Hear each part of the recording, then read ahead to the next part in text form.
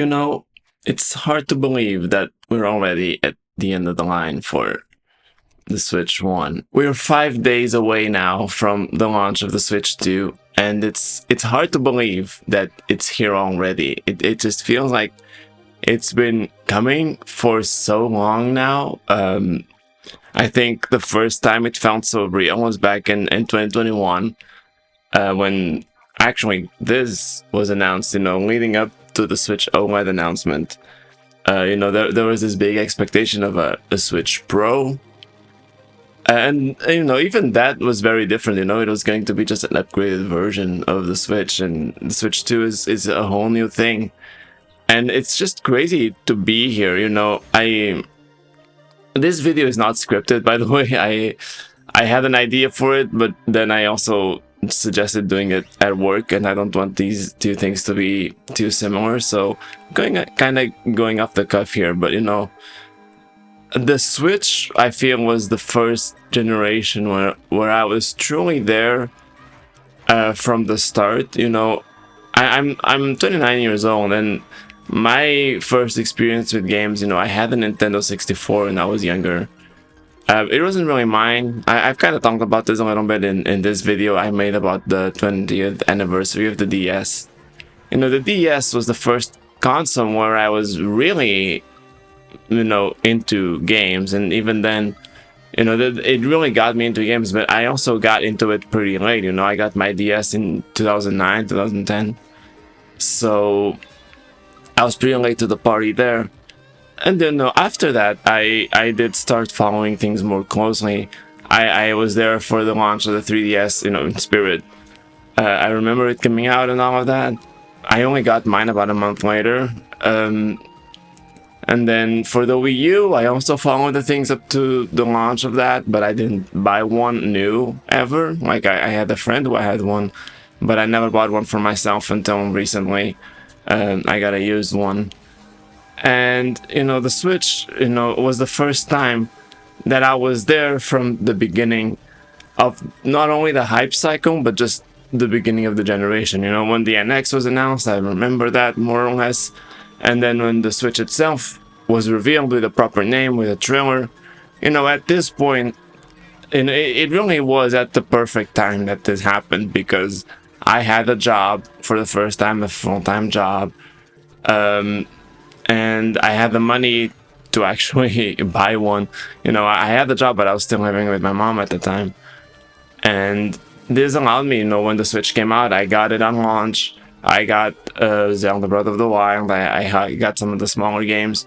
This was the first time that I was really able to just get into a game console in full. Like, I was there with all that energy and time that I had for it. I did have a full-time job, but once I got home, I didn't really have that many responsibilities. So I would just get home, and I would most of the time I would just be playing something. I played so much Zelda, and then as new games came out, I still had to be a little more measured in the beginning. I didn't make that much money to be able to buy all the games I wanted.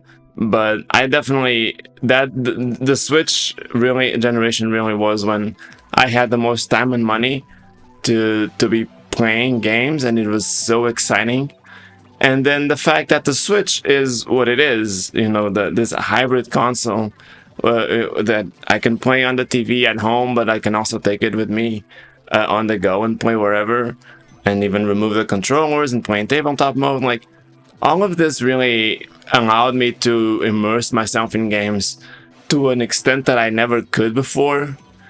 And it really was like a sort of almost a defining period of my life, I guess, and especially of my life as a Nintendo fan. I guess it was super special. And I think it's interesting, because usually that's kind of when it peaks in terms of how interested you can be in a game, or in games in general.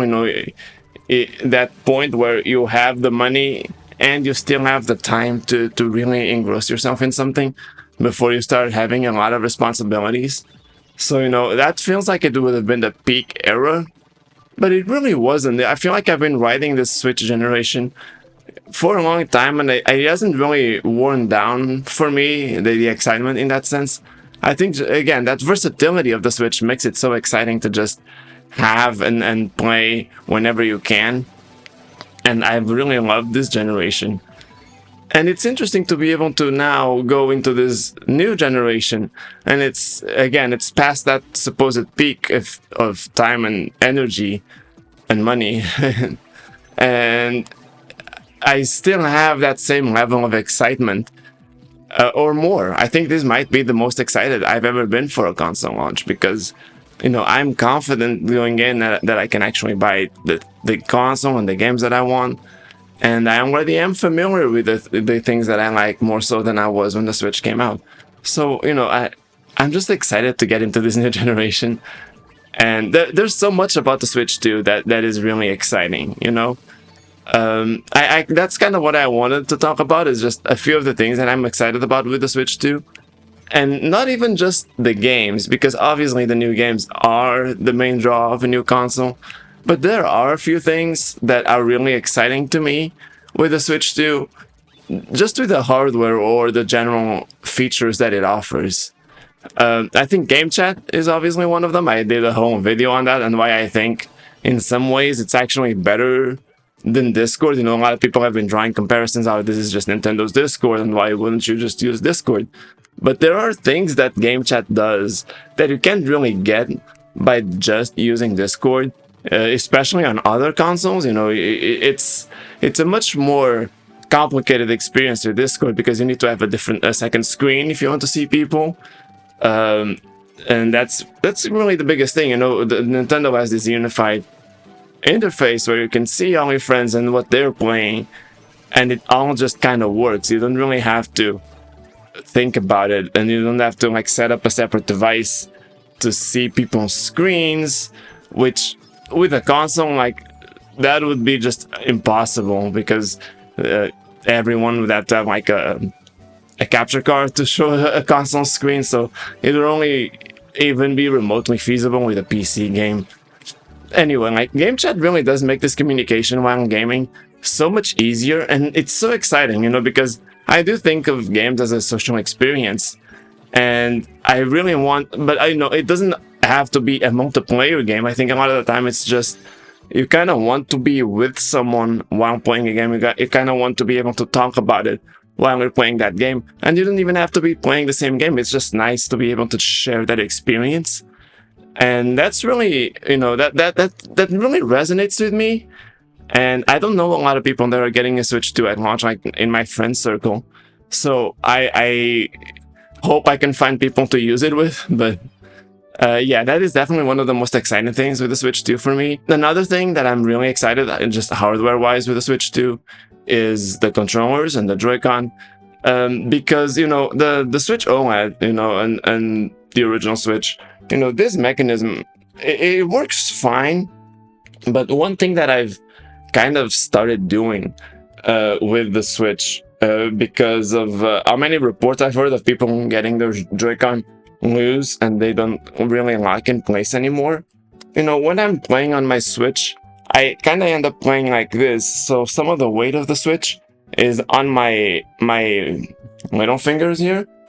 And so that way there's not as much force pushing the Joy-Con up that might wear down the connection.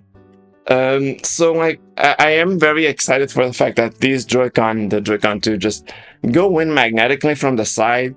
It'll be nice to be able to hold the console normally and not, do that in that way to prevent damaging it.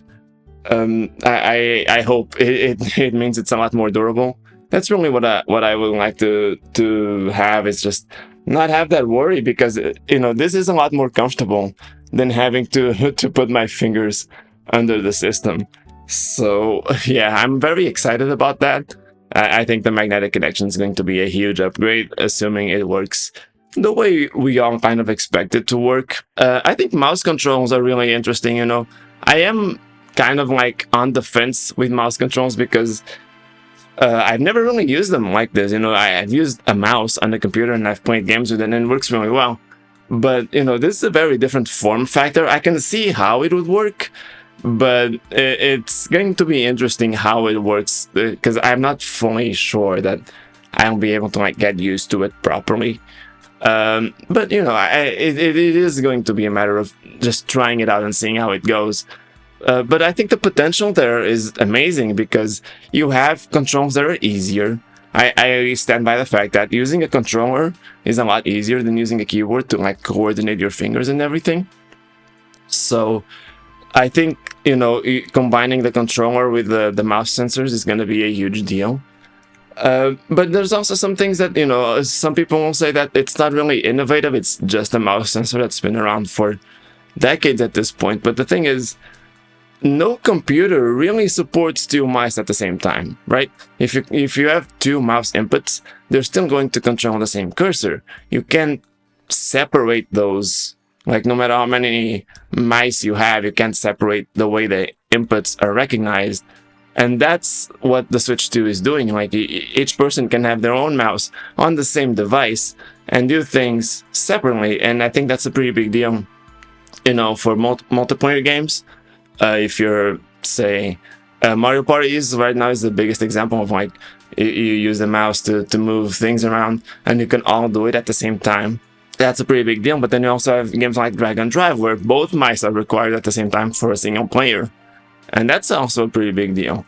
And you know, you can probably I assume you'd be able to play that in multiplayer, so you can have even more mouse sensors useful at the same time. Like, the technology from a hardware perspective, you know, it may not be new, but the way it's being used, it really is new. It's completely different from the mouse experience on a computer. So I think that's also very exciting, the potential that that might have in the future. I'm very curious to see how that works out. So that's another factor that I'm very excited about with the Joy-Con 2. Also the fact that, you know, you can combine the mouse sensor with the gyroscope, because, you know, that's also something that a PC mouse can't do. Like, all the PC mouse does is detect the sensor, and so you move the mouse around. But with the Switch 2, because the Joy-Con also have gyroscopes, you can have the mouse in one place and then rotate the Joy-Con and make it so that the cursor or whatever you're controlling on screen also rotates. It kind of reminds me a little bit of how pointing worked on the Wii, because if you've played games like Wii Play, you had these games where you would point at the screen, but then you also had to rotate it, because the way the sensors worked would recognize how the controller was rotated, and you'd have to combine those two things to get things in the proper position. And that's kind of what this is replicating with the Joy-Con, the mouse sensors combined with the gyroscope. You can kind of do that, and it's pretty interesting to have that back. I wonder if that would enable certain Wii games to come over more easily by, you know, converting that sensor data from the Wii sensor bar into the mouse sensor and gyroscope combo. I think that could be pretty interesting. Yeah, so the Joy-Con 2 from that perspective are very interesting. I'm also very curious to see if the connection for the Joy-Con 2 has been improved, because the biggest problem I have with the Joy-Con right now, and the reason I use the Pro Controller most of the time, is just there's always some delay, some lag when I'm trying to play with the Joy-Con wirelessly. Like, some of the inputs are either very delayed or they just might not come through. Like, I'll miss jumps, and it's not even like in the platform. It happened a lot in like Zelda Breath of the Wild, where I would try to jump off of a platform or something, and pressing the jump button would just not be recognized until after I was already off of the platform, so the jump just wouldn't work. Things like that. That was very frustrating. And so I hope that the connection on the Joy-Con 2 is a little more reliable, more stable, and works better at slightly longer distances.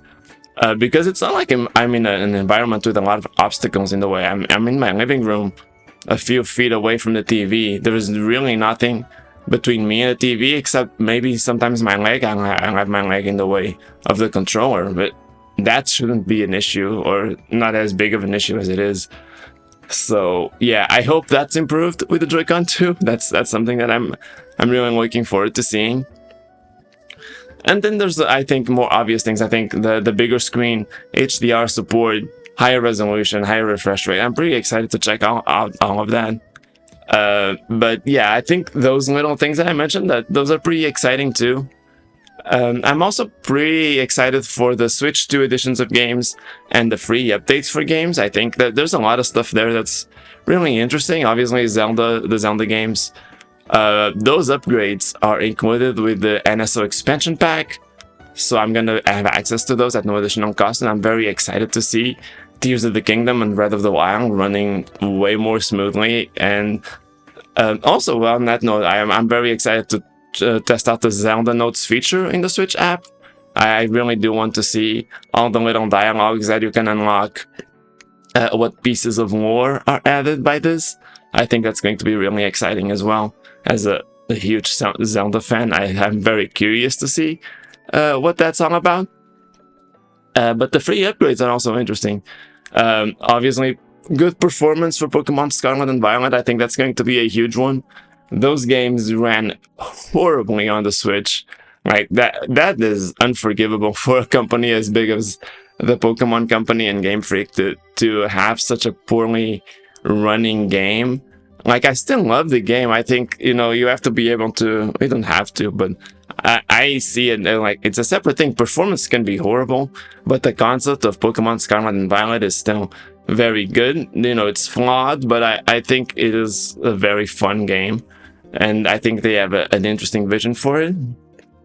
But yeah, the performance is just absolutely garbage, and I don't think that was acceptable. And I'm excited to see that improved on the Switch too. It'll be nice to be able to run that game normally, as I would say it was probably intended. Though I'm probably also not going to spend a lot more time on it because I've done everything I wanted in that game. But it'll be nice just to check it out. I think what's more interesting is something like Clubhouse Games, because it's adding support for GameShare. And GameShare is that thing where you can have the game running, you have the game on one console, and then you can just share it wirelessly with another console that doesn't have the game. And Clubhouse Games, it had a sort of guest pass thing that you could use to play some of the games on a different system. But if I remember correctly, it supported like 4 games that you could play for free. Like, otherwise, people had to buy their own copy of the game, and that was a little unfortunate. So with GameShare, I think they say you can play up to 34 of the games in Clubhouse Games. So I'm very excited for that. I'm going to be able to play that game with my wife and try a lot more of the games that they have. So I think that's pretty exciting too. So I'm looking forward to that for sure. And other things that support GameShare, I think other games that might add GameShare support, I think it would be cool to check out. Yeah, those are some of the things that I'm excited to switch to. I believe I can't think of anything else that's major right now. But yeah, the better build quality in general, the new Joy-Con connection is very exciting. I hope it's going to be more stable. And yeah, I'm just, this is the most excited I've been for a new console, I think. Even though the Switch was definitely pretty close. I don't know. It's really exciting to finally have a new generation. It's been over 8 years since the Switch came out, and I'm so excited. It's not that I hate the Switch. I feel like I could keep playing on the Switch forever if they kept making games for it. But this is such a big upgrade in so many ways that I'm just really excited to have this new piece of hardware that's just better in every way. And yeah, of course, the new games are also exciting. Mario Kart World, I'm getting that with the bundle with the Switch too, so I'm very excited to play that. It's looking better and better by the day. The Mario Kart World Direct they did on April 17th was not very good. They didn't really share anything major during that Direct that we didn't already know. But the Nintendo Today app that they've been updating every day, they showed a few of the single player missions that you can do in free roam mode. Those are looking pretty good. They're fairly basic, the ones that they've shown so far, but that's fine because mission mode in Mario Kart DS was also pretty basic. It's just nice to have something that you can do playing alone that isn't just beating all the cups.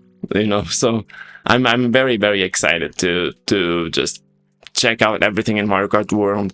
I am probably almost definitely going to stream that game once I have the Switch in my hands, the Switch 2 in my hands. My capture card only supports 1080p output, so you're not going to be able to see like the full resolution and stuff of the game that I'm playing it at, but it's still going to be very cool to see, and I'm very excited for that for sure. I just kind of wanted to ramble a little bit about the Switch 2. If you've watched this far, thank you very much. I hope you enjoy the video. Let me know if you're getting a Switch 2. Let me know what you're excited about. What games are you getting?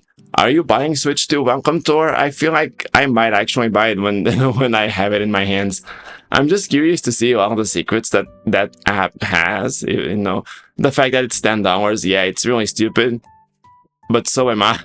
So I think I might just buy it, even though it should not be paid. I'm just curious to see what's in there.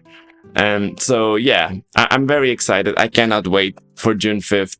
I really hope my retailer doesn't mess up. I really hope it comes on launch day, because I pre-ordered it on April 5th. That's when they opened pre-orders. Like I know I was one of the very first people in Portugal to pre-order it, so they have to have my copy, right? My unit. I hope so. So I'm very excited for that. Let me know how you're feeling, what you're hoping for, what you're buying, whatever it is. I would love to hear more people excited about the Switch 2. It's such a momentous occasion. So yeah, make yourself heard in the comments. If you like this video, please give it a like, subscribe to the channel, and hopefully I'll see you tonight if I stream. We'll see about that. Thank you for watching, and bye.